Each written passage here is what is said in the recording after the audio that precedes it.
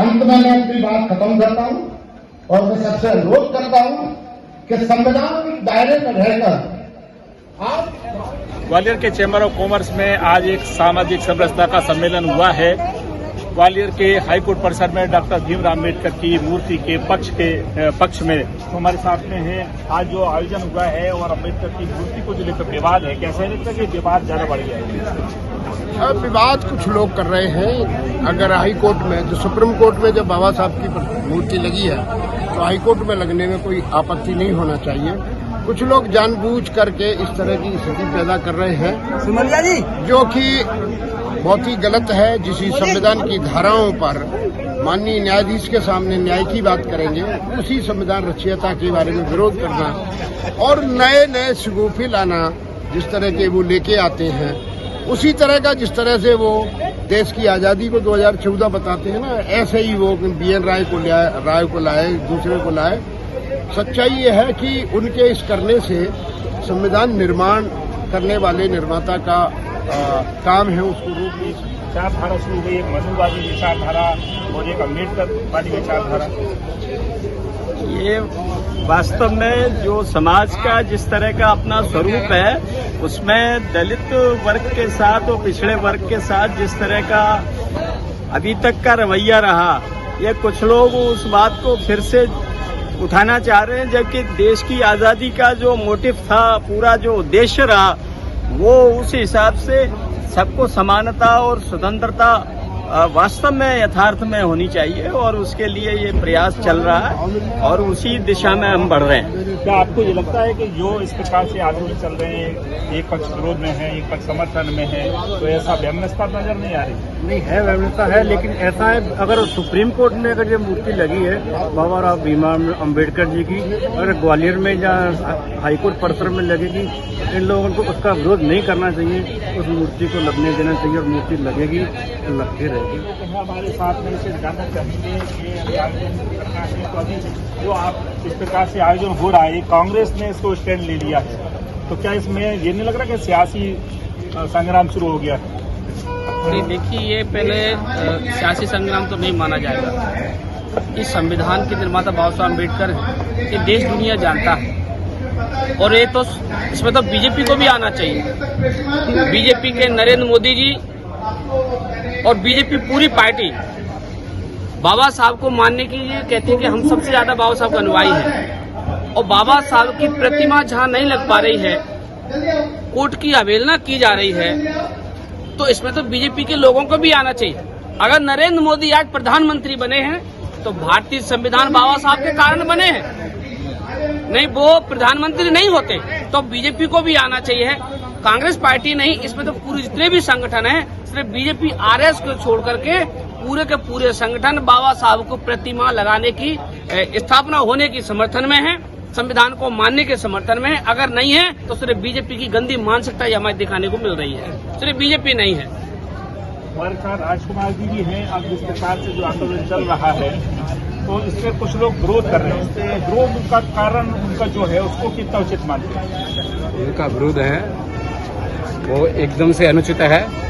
वो जो विरोध है वो पारंपरिक रूप से जो लोग दलित और पिछड़े वर्ग के विरोधी है, वही उन्हीं के वंशज और उनकी विचारधारा के लोग हैं, वही विरोध कर रहे हैं। और जो सामाजिक न्याय में विश्वास करते हैं सभी लोग समर्थन में, मुझे विश्वास है कि एक दिन बाबा साहब की मूर्ति जरूर लगेगी।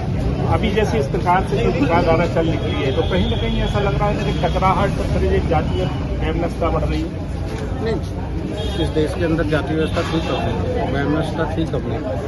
बाबा साहब ने तो कभी सब एक साथ रहो, सबको एक साथ अधिकार मिले, ऐसा अपनी तरक्की करो अपने हिसाब से। तो सवाल ये उठता है वैमनस्यता फैला कौन? उसको थोड़ा सोचने का, विचार करने का समय देना चाहिए कि इस देश में रहने वाले जितने भी नागरिक हैं उनके समान अधिकार है संविधान के अनुसार।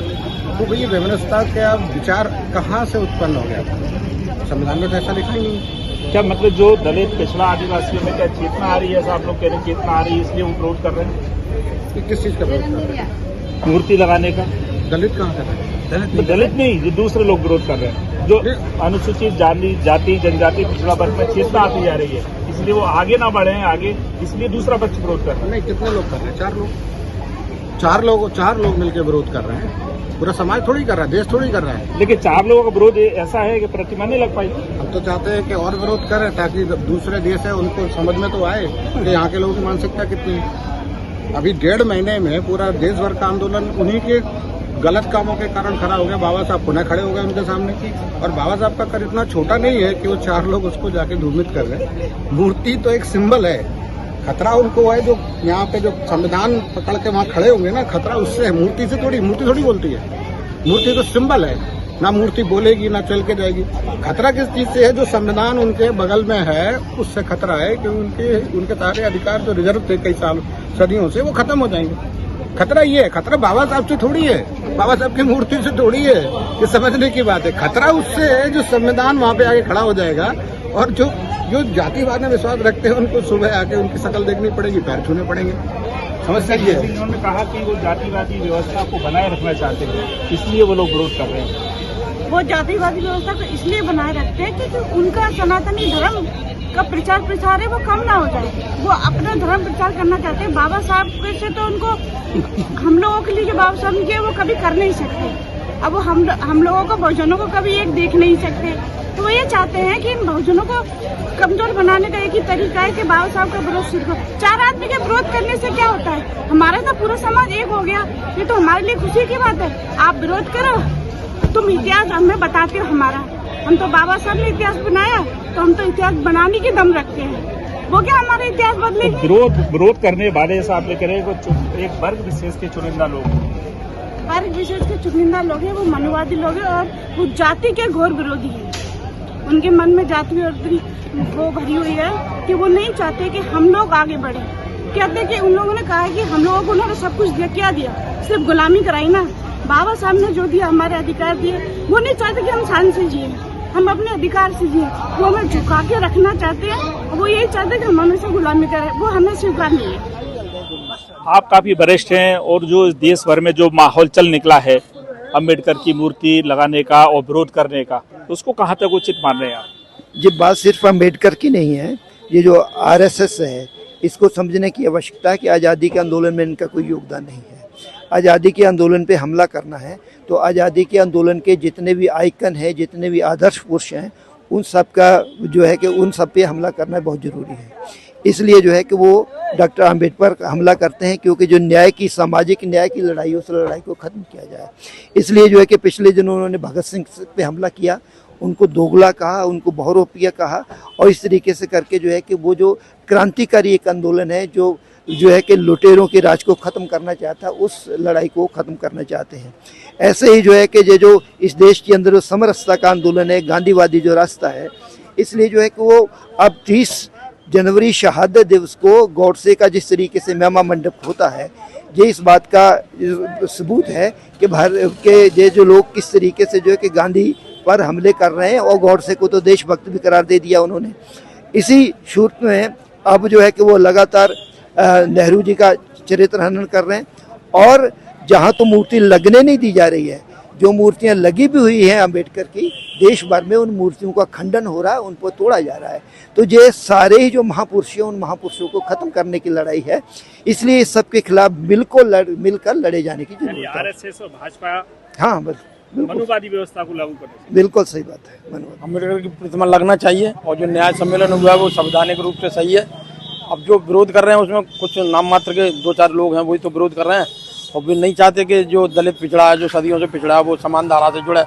ये उनकी मानसिकता है, लेकिन ऐसा हो नहीं सकता। अम्बेडकर की प्रतिमा भी लगेगी क्योंकि सुप्रीम कोर्ट में लगी है और मध्य प्रदेश हाईकोर्ट का आदेश कर गए हैं जस्टिस साहब, तो लगना चाहिए। अब जबरदस्ती ताकत के बल पर समझ लो, प्रशासन से मिले हुए लोग हैं या सत्ता में जो लोग बैठे हैं जो नहीं चाहते, अब सभी राजनीतिक पार्टियां आ गई हैं सिर्फ एक पार्टी को छोड़कर, भारतीय जनता पार्टी, और वो उनके समर्थक हैं। आरएसएस का भी इसमें हाथ है, वे नहीं चाहते कि महात्मा बाबा साहब की प्रतिमा लगे। क्यों नहीं चाहते? बाबा साहब की प्रतिमा आरएसएस चाहेगी। आरएसएस एक छत्र शासन चाहती है, मनुस्मृति के आधार पर चलने वाली आरएसएस है। वो चाहती है कि बाबा साहब के संविधान के अनुसार जो दलित व्यक्ति है वो समान विचारधारा में बैठे, मंदिर में जाके पूजा करे, घोड़े पे बैठे। आए दिन तो विरोध कर रही है आरएसएस ऐसी चीजों का, तो वो नहीं चाहती कि जो बाबा साहब की प्रतिमा लगे। फिर भी देश भर में राज कर रही है शासन का, ये मूर्खता है। अब यहाँ मूर्खता है, जो बाबा साहब के मानने वाले हैं ना, वो यहाँ बाबा साहब का ढिंढोरा पीट रहे हैं। कल वो जब भाजपा के लोग या RSS के लोग आएंगे, उनके आगे भावुक होकर घुटने टेक देते, सरकार उनकी बना देते हैं, उसी के कामयाबी वो भुगत रहे हैं। अब आगे बात सही।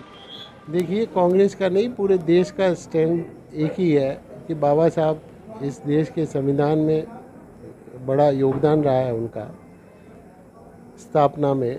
तो उनकी मूर्ति अगर स्थापित की जा रही है, सुप्रीम कोर्ट में भी है, बाकी बहुत सारे हाई कोर्ट और कोर्ट्स में भी है, तो अगर यहाँ स्थापित की जा रही है तो इसका विरोध क्यों किया जा रहा है?